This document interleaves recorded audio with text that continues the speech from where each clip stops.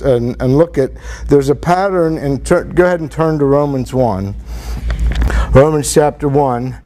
And there's a pattern in Romans 1, and we're not going to talk about this doctrinally or dispensationally or how God gave up the Gentiles, and we're not going to talk about it in that way. What we're going to look at mainly is a historical pattern that you see over and over again in great empires and nations and churches, and it's a pattern that just repeats itself over and over and over again, and it's not really the subject of Romans 1. The subject is really God's justifying His wrath against man and justifying His judgment against man.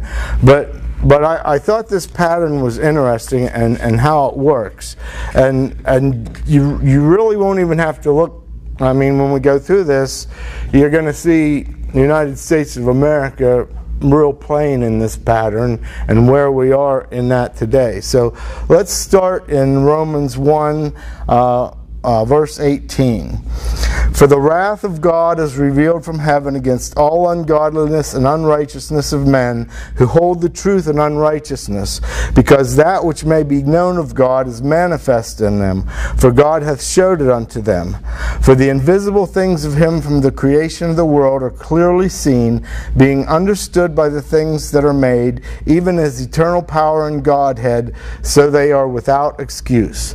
So right here, Paul's giving an overview of the wrath of God and why God is just with His wrath. And whenever he says the wrath of God is revealed from heaven, we look at that and you say, well, what does that mean, it's revealed from heaven? Well, what he's talking about is that wrath isn't here today. And we're in a dispensation of grace, and that wrath isn't here today, but that wrath has been revealed from heaven, and it's been revealed to the writers of the Scriptures, and even by the time Paul wrote Romans, it's pretty probable that they already had copies of 1st and 2nd Thessalonians, so they would have seen in 2nd Thessalonians the wrath of God. And if they didn't understand the wrath of God, then Paul's revealing it to them here now. And that wrath of God was revealed from heaven, and it was revealed to the writers of the Scriptures. And that wrath is a yet future wrath, but it's coming. Now the problem is that they hold the truth.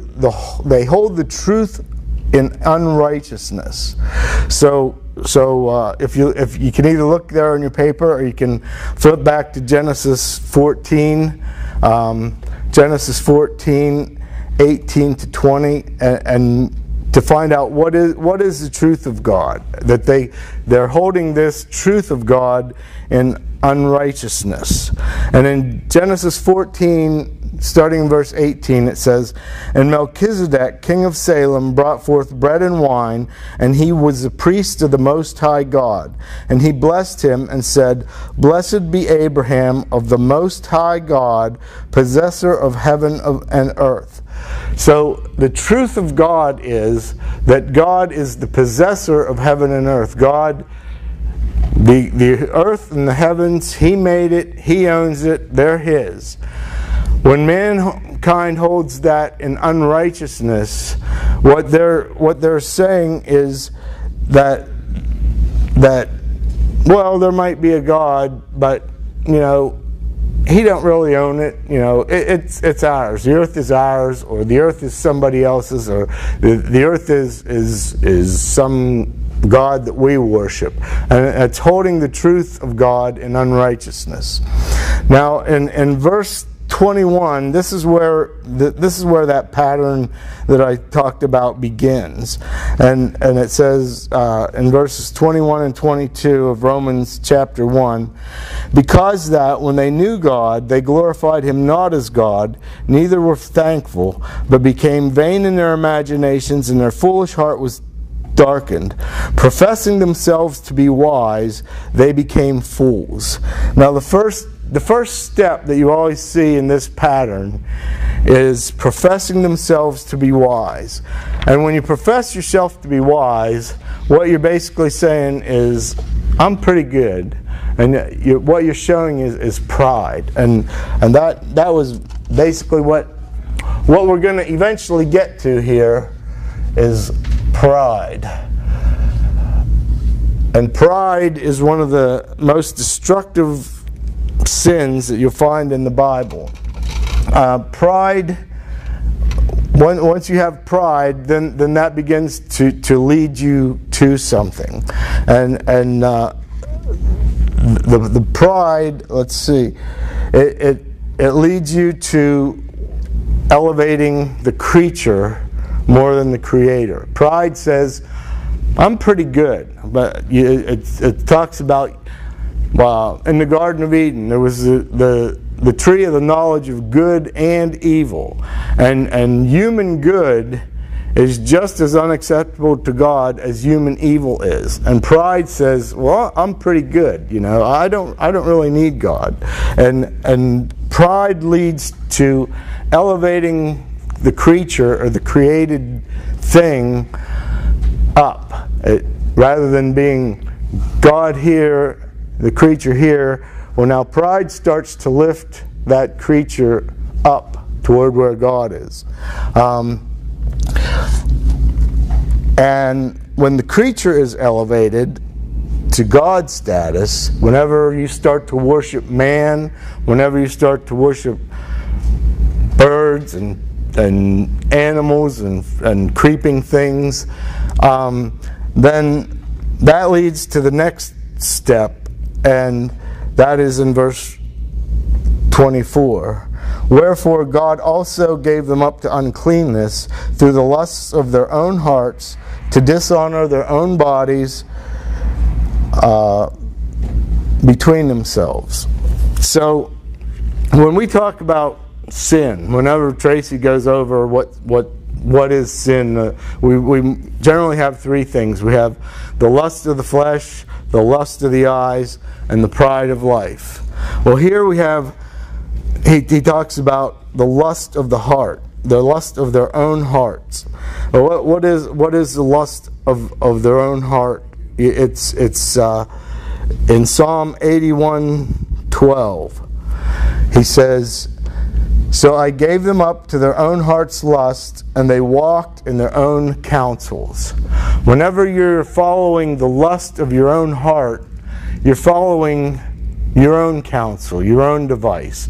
No longer, the pride leads you to elevating the creature, and now you're following the lust of your heart. So that lust of your heart takes whatever elevated creature you want to worship, and I'll worship that one.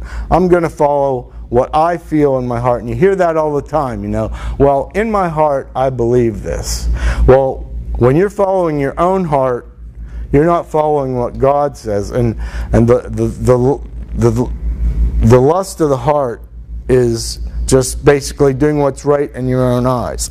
And if you see here, there's a list of verses, and this is just a partial list. All these different verses you have. You remember? Well, let's turn to Numbers 15:39, because that's a pretty good one. Numbers 15 and verse 39. Number 15 and verse 39. And it says, and it shall be unto you for a fringe, that ye may look upon it, and remember all the commandments of the Lord, and to do them, and that ye seek not after your own heart and your own eyes, after which ye used to go a whoring.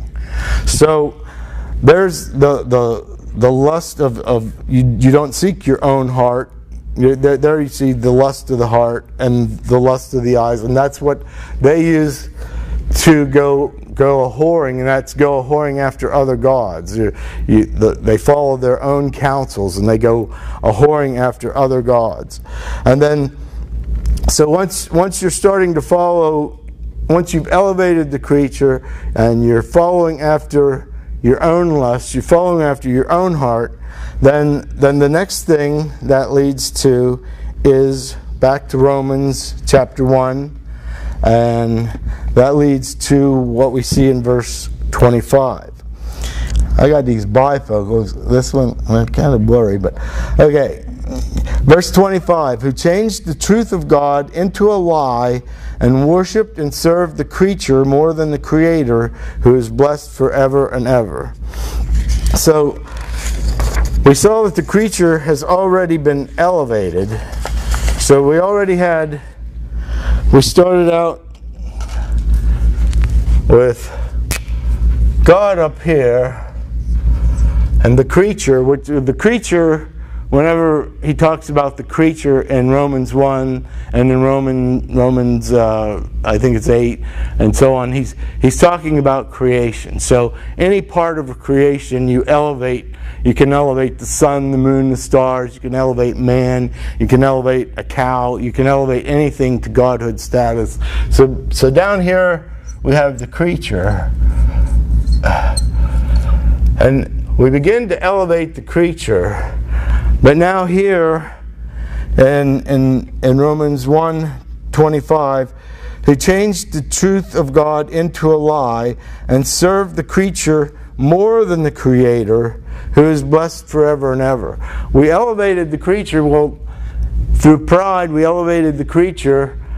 Now we're going to debase God. We're moving this creation up, and we're moving God down. And you notice he says there, who changed the truth of God into a lie.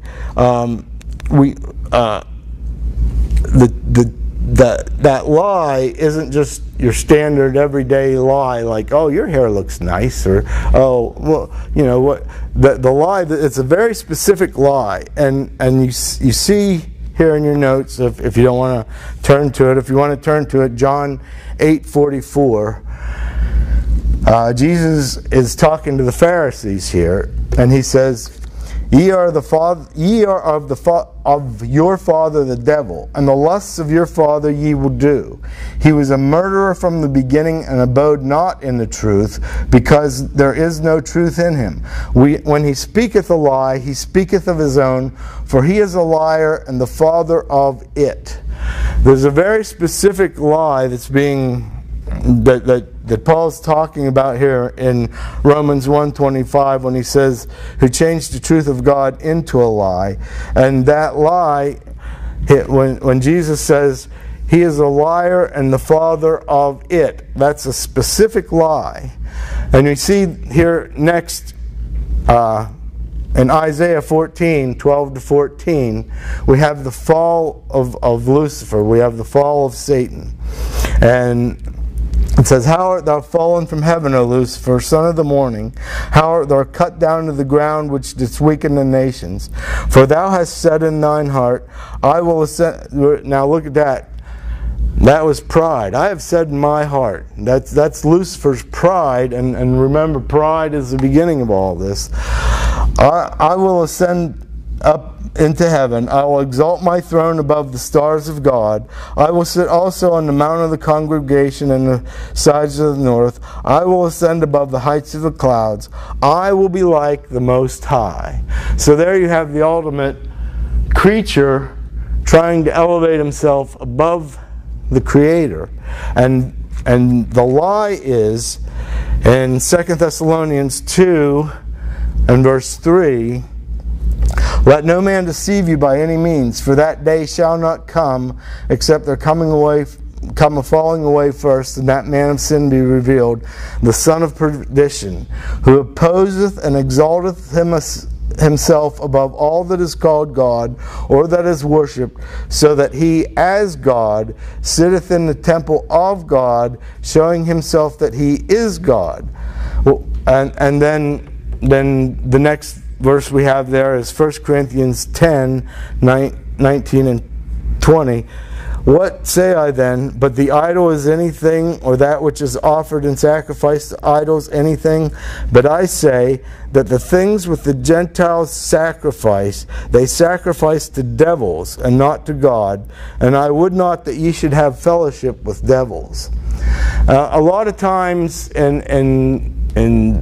we think of idols as just, it's just a dumb idol. It can't, and that's true. It's just a dumb idol. It can't get up and move itself. And I was reading today in Isaiah where he's talking about Israel and how whenever they were driven out of the land, here they had to take their idols and put them on carts and take them with them, because the idols, they couldn't do anything.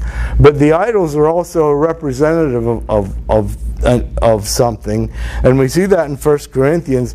They're not just sacrificing to the idol. That idol represents a devil, and they're actually sacrificing to the fallen angelic host.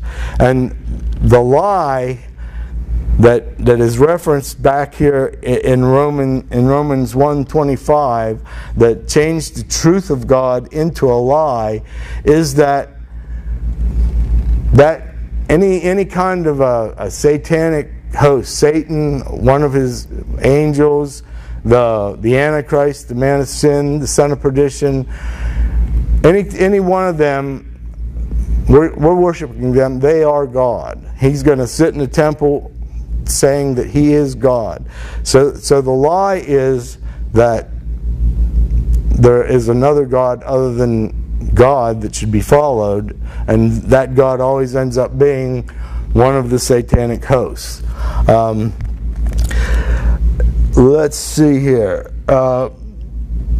Now, yeah, whenever, even today, whenever people talk about worshiping different things, like, the cow is sacred in India. We can't hurt a cow. We don't eat cows, certainly. But if a cow wants the right of way, the cow gets the right of way. Well, if you just take that and then you compare that, if you wanted to look these verses up, Ezekiel 28:12-19 with Ezekiel 1:9 and 10 and 10:14. In Ezekiel 28, he's talking to Satan, and he says, "Thou art the anointed cherub that covereth." Well, what is a cherub? Well, if you would go back to Ezekiel 1:9 and 10 and 10:14, it tells you what a cherub is. A cherub has four faces. One is the face of a man, one is the face of a lion, one is the face of an eagle, and one, it says in one verse, is the face of a cherub. Now in the corresponding verse there in Ezekiel 10:14, it says one had the face of a man, one had the face of a lion, one had the face of an eagle, and one had the face of an ox. So an ox equals a cherub. So when they're worshiping that cow, they're worshiping the ox, which is the cherub, which is Satan. And you see, and whenever the Roman Catholic Church talks about Mary, and she's the mother of God, and she's the Queen of Heaven. Well, you look back in the Old Testament here did I write down verses? Yeah, in Jeremiah 7:18 and 44:17-25, Jeremiah talks about the Queen of Heaven, and the Queen of Heaven is one of those angelic hosts that are being worshipped by Israel, and they're one of the gods that Israel went a-whoring after.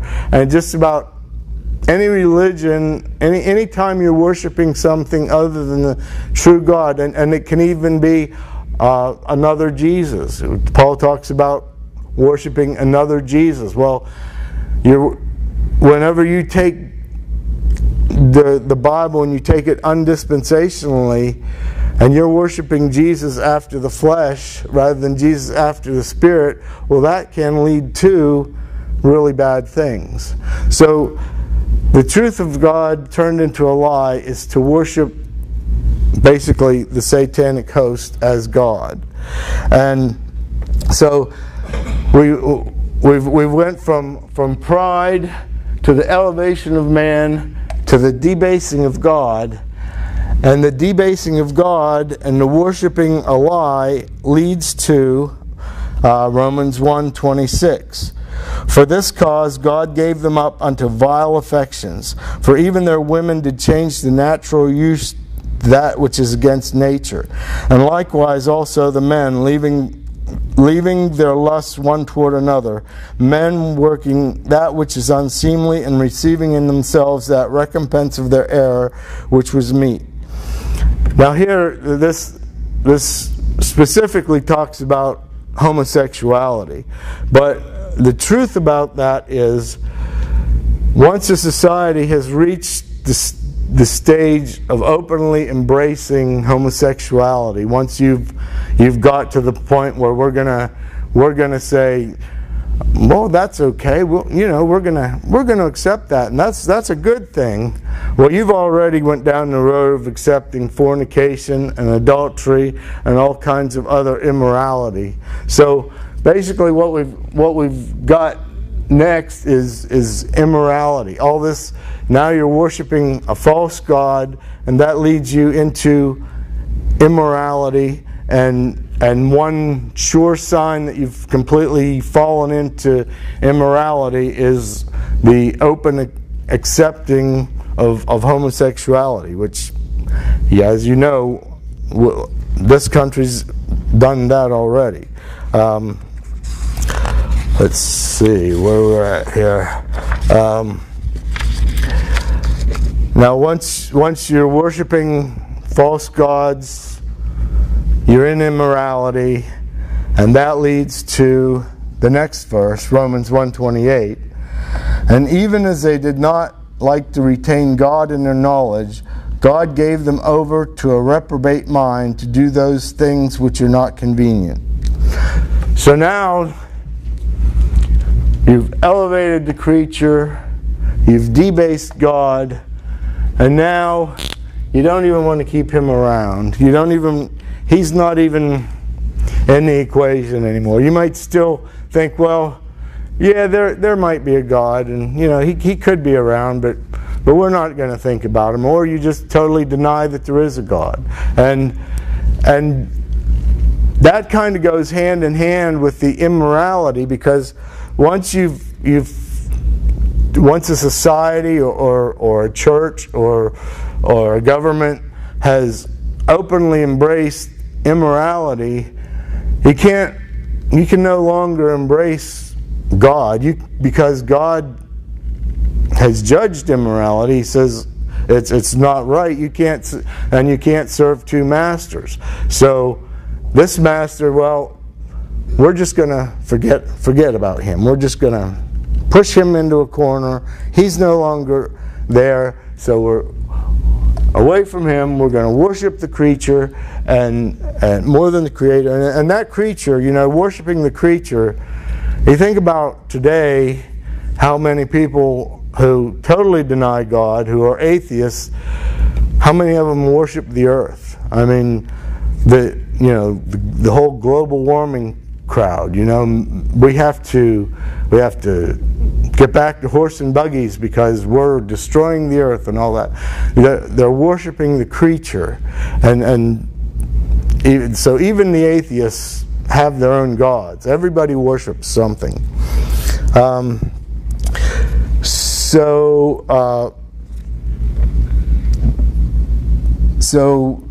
that leads to, the next thing that leads to, once you've taken God out of your knowledge, once you've put him aside, put him in a corner, then the next thing that leads to is Romans 1:29 to 31 here.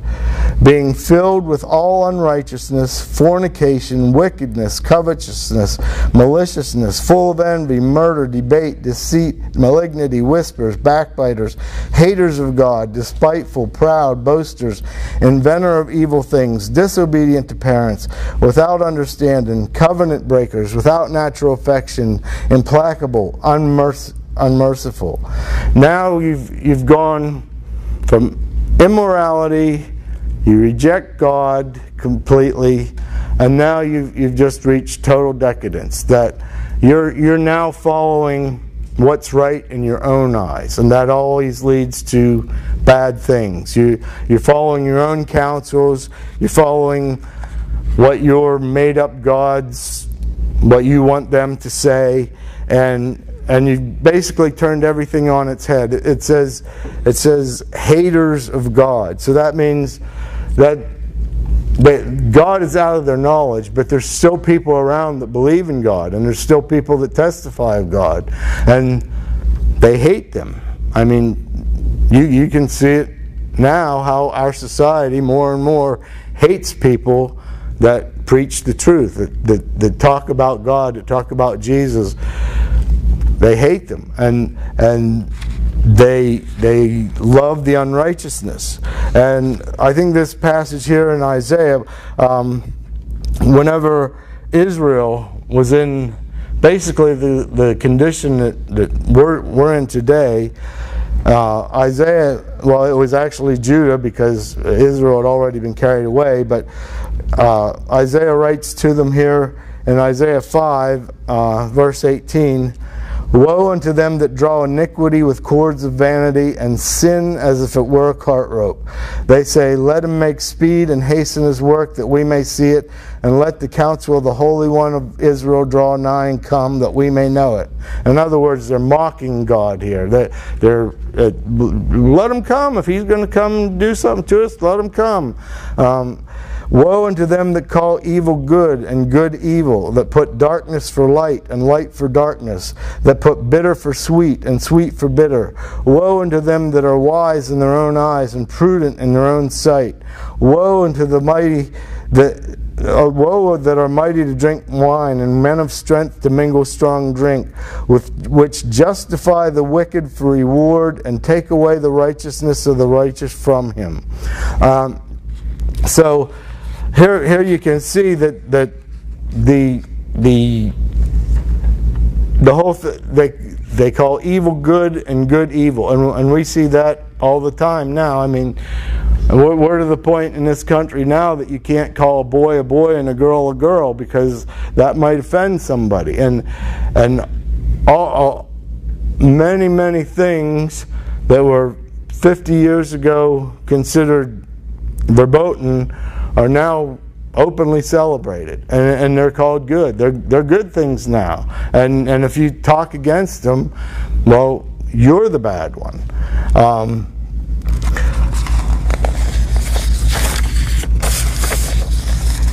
And if you just read here what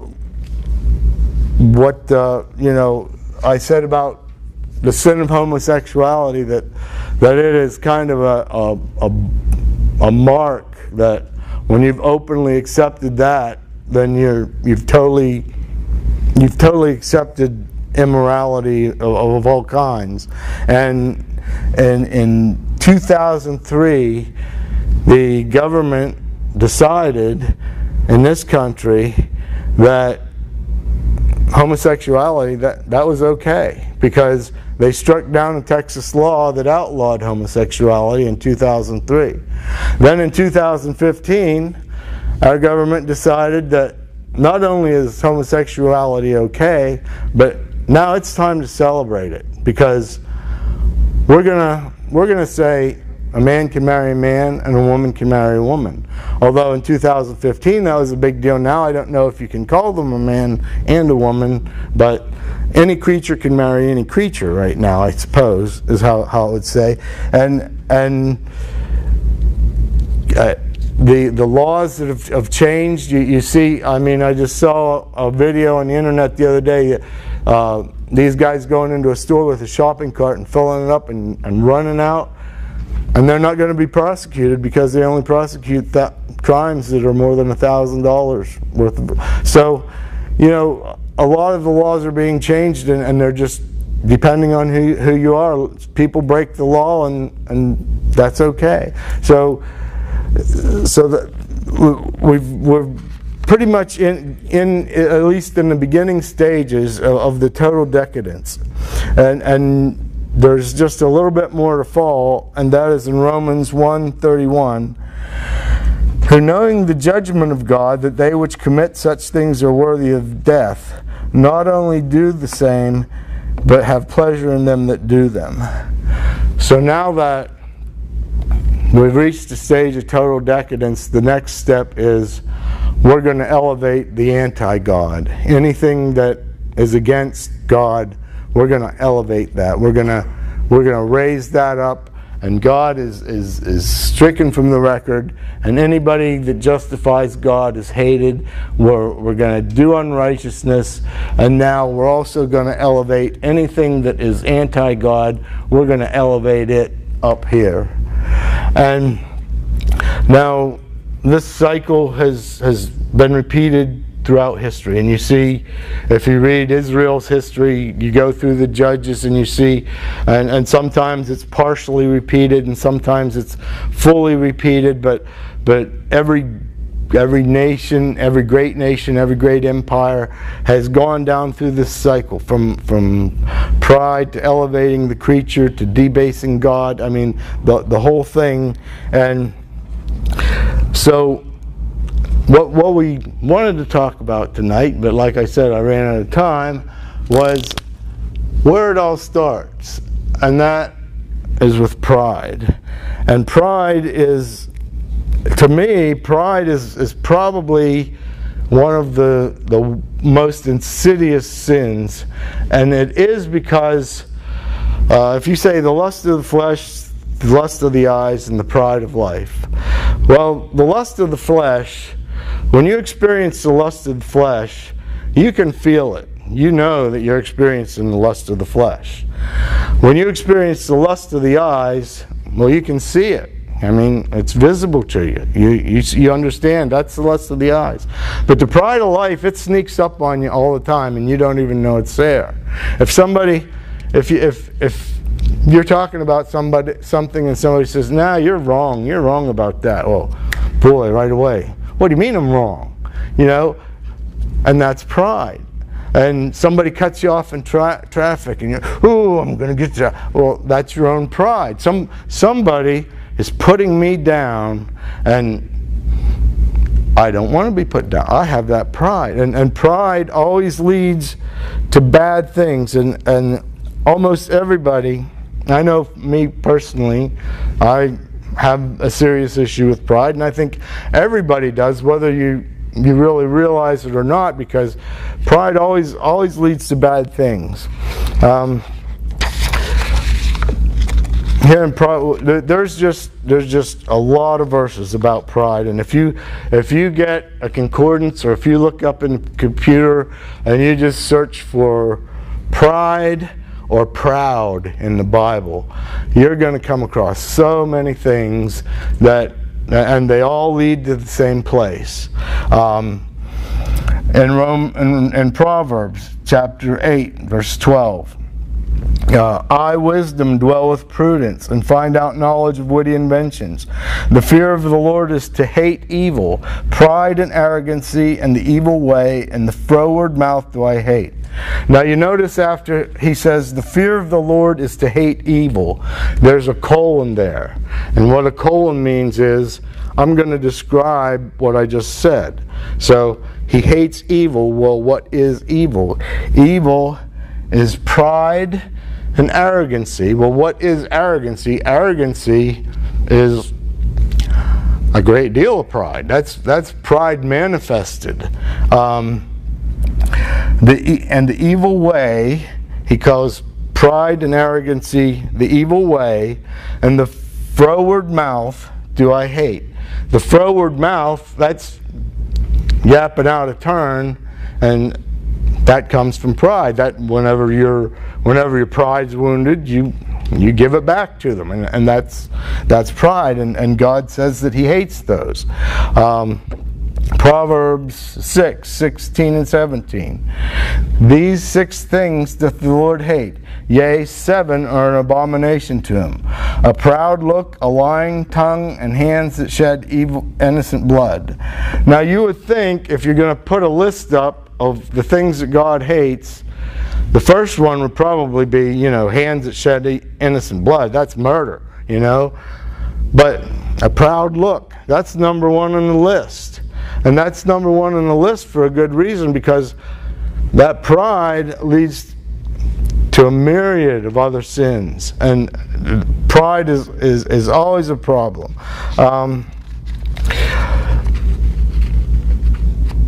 Proverbs 13:10. Only by pride cometh contention, but with the well-advised is wisdom.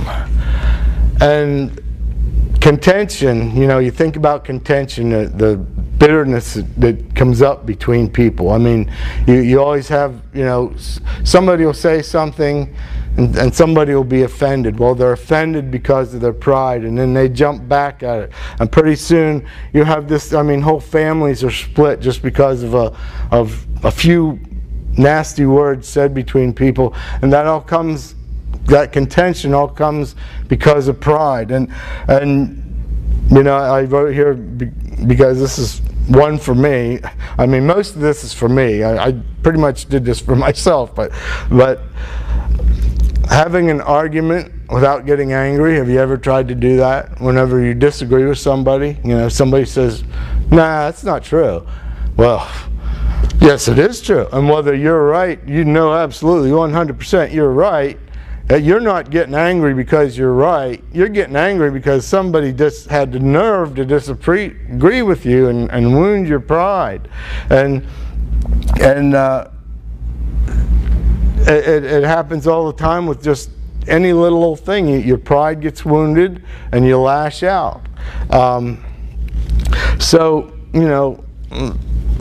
We could go over this and over this and over this, and if we did a deep, in-depth study of pride, we would be here for 2 more years, because there's just so much in the Bible about pride and what it causes. But when you're looking at the fall of societies and the fall of uneven churches and governments, it always starts with the pride, because you're proud, and when you're proud, you start to lift up the creature. And when you start to lift up the creature, then you start to bring God down, and pretty soon everything's out of whack, and that's what pride leads to. So well, I guess we'll do a few more, because I have a few more written here. The first sin recorded in the Bible was because of pride. Whenever Satan came to Eve and he said, hath God said that you shall eat of every fruit of the tree? And she says, oh, everyone but that one over there, we're not allowed to eat it or touch it, and because when we do that, we're going to surely die. And he says, you're not going to die, because look at what it says here. Ye shall be as gods. Your eyes are going to be opened, and ye shall be as gods. And what did Eve think? Eve thought it was a tree to be desired to make one wise. Well, what is that? That's pride. Eve, and you say, well, wait, they were totally innocent. They couldn't have had pride. How could it? Well, did Satan sin before his pride came up? No. Satan's pride caused him to sin. Well, Eve's pride and Adam's pride, I believe that the way the verse reads, I believe that she took the fruit and she went back to Adam, and I think they ate them together, because it says, she took of the fruit thereof and did eat, and gave also unto her husband, and he did eat. And then it says, and their eyes, then the eyes of them both were opened, and they knew they were naked. Well, if she would have ate first, she would have known she was naked right then. But she took that fruit back, and they both rebelled against God. This is going to make us, we're going to be as gods. We're going to elevate ourselves. So They ate of the fruit, and that was pride. And then this is the second sin in the Bible. Cain and Abel. Cain brought the sacrifice, the blood sacrifice. Abel brought fruits and vegetables, and God said God didn't have respect to Cain's offering, and he got mad, and he got so mad, and he got jealous, and that jealousy, of course, came from his pride, and he murdered his brother over that. So now what do you do about that? I mean, so that's all well and good, but what do we do about that? That's the problem that we all have, and that's a general problem, not only with pride but with sin. So how can one be, humble? I mean, you can act humble and not be humble. You heard the expression, "I'm really proud to be so humble." You can act humble and you can make the appearance of being humble, but inside you still have that pride. And how do you get rid of that pride? That I've struggled with that, not only with that, but with that for years and years. And I would listen to Tracy and listen to other preachers, and they would say, "Well, you live the life of Christ in your body. You do, you are redeemed, so you live that life." And I'd be like, "Well, how do you do that? What is the method? What is the way? There has to be a certain way." And it seemed like no matter what I did, I was always putting myself back under the law, because well, I can't do this. What am I going to do? And I have this problem with not just pride, but other sin. And it was like, I can't do that. Well, that's putting yourself back under the law. So a couple years ago, I thought, the verse came to me, Psalm 119:11, "Thy word have I hid in my heart, that I might not sin against thee." And that sounds like it's a really good idea. And I thought, well, okay, I'm going to try that. I'm going to do that, and I really jumped into the Word, and I studied and I read, and I thought, well, that Word is eventually going to start living out in me, and it's going to control my sin and my sin urges and so on. And it took a while, but I finally realized that I was just putting myself back under the law again, because you can hide the Word in your heart, but if the purpose of hiding the Word in your heart is sin, then you're still focusing on that sin. And when you focus on the sin, then the sin has control of your life, and then you're putting yourself back under the law. So just very recently, I had this epiphany that I should have had 30 years ago, and I should have known this all along, but I'm kind of dense, and I didn't really get it until recently. And if we were to rewrite that verse today for the dispensation of grace, we would say, "Thy word have I hid in my heart, that I might glorify thee." Because the whole idea is to glorify God. If we're living to glorify God, then you're not focusing on sin. You're not focusing on what I can and can't do. And if you're living to glorify God, then that issue of pride, that goes away, because you're looking, I want to glorify God, not myself. I want to glorify God. That's who I need to glorify. And lo and behold, there was a verse there in Paul's epistles all along. And you see there, Colossians 3:15-17, "And let the peace of God rule in your hearts, to the which ye also are called in one body, and be ye thankful. Let the word of Christ dwell in you richly in all wisdom, teaching and admonishing one another in psalms and hymns and spiritual songs, singing with grace in your heart to the Lord. And whatsoever ye do in word or deed, do all in the name of the Lord Jesus, giving thanks to the Father by Him." Now, that's been there all along, and I never really saw it. I never really grasped what that verse was saying. That's saying everything you do, if you're standing there doing dishes, You're to thank God. Thank God that I have the ability to do these dishes. Thank God I have dishes. Thank God I have a home to live in.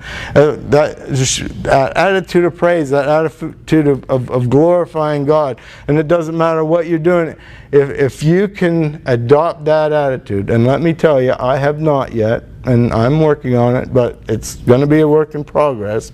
But imagine if you could, every minute of every day, have an attitude that whatever I do, I'm going to glorify God in it. If I'm talking to somebody, my speech is going to glorify God. Whether you're talking about God or not, you can be talking about the baseball game. But the manner in which I speak is going to glorify God. Can you imagine how different we would all act, how different our lives would be, and how we could just take and just get rid of that pride? Because God, you know, our object is to glorify God. That's what our aim is, and that's what our purpose is, and that's what our eternal purpose is. And we're supposed to live our lives here as we're supposed to live our eternal purpose. And so, if we can just get that in our frame of reference and in our thoughts, and I'm probably worse than anyone here, so I have more work to do than anybody, but if we can just get that in our frame of reference, get it through our thick head, that our mission here on earth is to glorify God in our bodies, then not only do we take away the issue of pride, but we take away the issue of sin. You're not going to be dwelling on sin. It's not going to have rule over your life. And then finally here, we're all going to mess up, and even no matter how hard you try, no matter how hard you work at it, and there you see, I said you work at it, but it's God working in you. You're glorifying God. But whenever you do mess up, you have the same attitude Paul had in Philippians 3:13. Brethren, I count not myself to have apprehended, but this one thing I do, forgetting those things which are behind, and reaching forth unto those things which are before, I press toward the mark for the prize of the high calling in Jesus Christ. So, when you mess up, you don't say, you know, when that old pride gets you and you get into an argument with somebody and maybe you give them a little curse or something, and then, you know, 2 hours later you're standing around feeling bad about it. Well, first of all, you don't dwell on that. You forget that. And then you press toward the mark again. Go toward the mark. Now, pressing toward that mark might mean you have to go back and apologize to that person and humble yourself. But to humble yourself and go back and ask forgiveness, you're actually giving glory to God, because you're glorifying God in your bodies. And that's all I have tonight. So let's pray. Our Father in heaven, we thank you for all the many blessings you've given us. We thank you for the glory that you will reveal in us. And we pray that we would work to reveal that glory through us in our everyday lives. And in Jesus' name we pray. Amen.